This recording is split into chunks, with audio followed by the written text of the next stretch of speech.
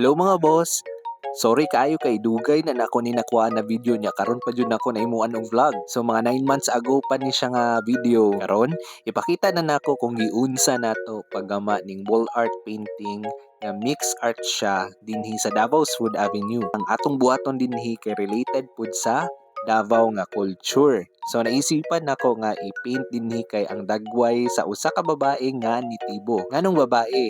Kay gi-reopen man gud namo ni nga cafe balik atol gyud sa Mother's Day.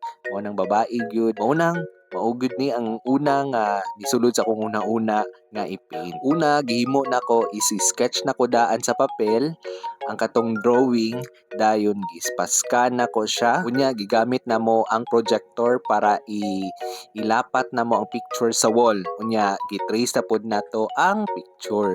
So kanilang ang technique nga atong buhaton para perfect gyud pagka-copy ang nasa drawing. I-trace na nato dayon gibutangan namo og glue stick tanang mga sketch para naa siya 3D effect. Murag dili siya plain na paint lang. Tapos ang mga details gimao-mao na namo na. Dayon gipinturahan na namo og latex paint kay para dili baho. Dayon gianam-anam na pud namo siya og human every day. Mga niabot jud ning mga 3 weeks na to bago ni nahuman mga boss. Kay busy ba ang person. Tapos dili mi nagapintura during operating hours sa cafe kay manimahog pintura ang area.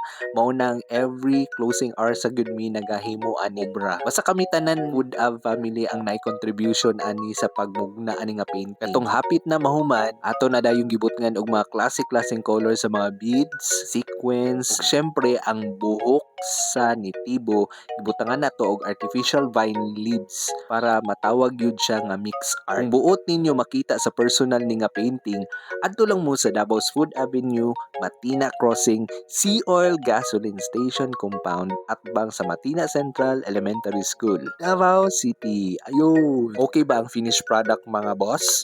Comment down below!